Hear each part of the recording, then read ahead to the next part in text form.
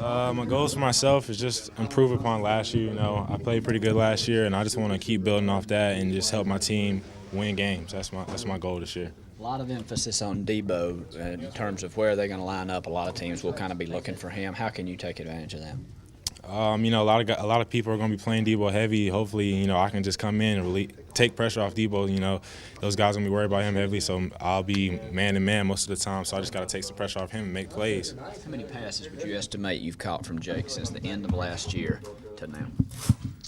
I really can't put a number on it. You know, we've been practicing, throwing in the indoor. I mean, you can't put a number on it. We've probably thrown like thousands of balls. I mean, who knows? What's that rapport like after all that? What was that? What's that rhythm like after all that? I mean, we got a good rhythm. I think we still got some steps to take, but I mean, we definitely got it down, I think, and you know, we'll see come September 2nd. What have you noticed as the biggest change in Jake's preparation, or is it his demeanor, leadership? What's the biggest change in him? You know, Jake's always been a solid guy, always been a smart guy, and always been well prepared for everything. But, I mean, the biggest difference in him is just the control he has of the offense and the understanding. He's more comfortable, you know, and he's just more confident. He's just making calls, checks at the line. You know, Jake's going to be Jake. He's a ball player. Bryan, how many different people do you think we could see catching the football during a game?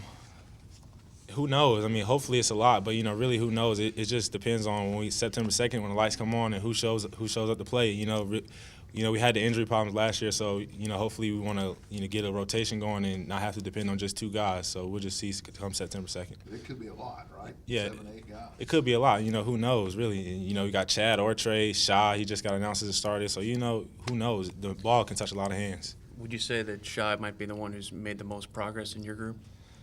Well, I mean, he's a starter, so I guess you could say that, yeah. But, I mean, Shai, he's a quick guy. He's just so explosive, and he makes great plays when the ball's in the air. He's going to be a great kid. What does that do for the rest of you guys in the room who are older and having that, you know, the younger presence and guys pushing you in that form? You know, it gives you confidence knowing you got a younger guy coming along. And, you know, we just got to keep him coming along, keep him progressing, not allow him to get comfortable and just keep him coming and keep him on the right track. Bryan, what's the biggest difference between preseason camp practice and preparation for an opponent?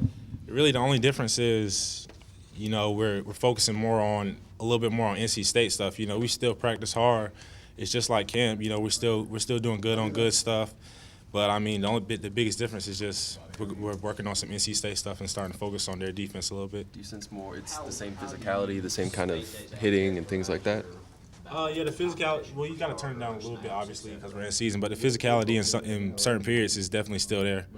You guys still do the Oklahoma drill? Yeah, I think they're still incorporating there a little bit. You know, definitely not as much because you don't want guys to be hurt. But, you know, we're still trying to be physical and we're still trying to do all those things. Bryan, what did you think about the decision with Coach Jordan that he got cleared but he's not coming back this year?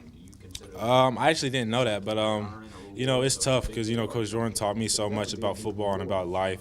So, you know, it's tough to see him walk away like that. You know, he's a guy that loves the game of football and loves teaching young people how to be men off the field. And, you know, I really hurt for that guy, you know, him going out like that, you know, not on his terms. But, you know, I think Coach Carlton Terry will do a great job taking over. And, you know, they're number 5 in the state, and I'm looking forward to watching them play Wando. Do you think Shelton deserves another chance? Honestly, that's not for me to say, but, you know, he has a place in my heart, so, you know, I always, you know, going to ride with him.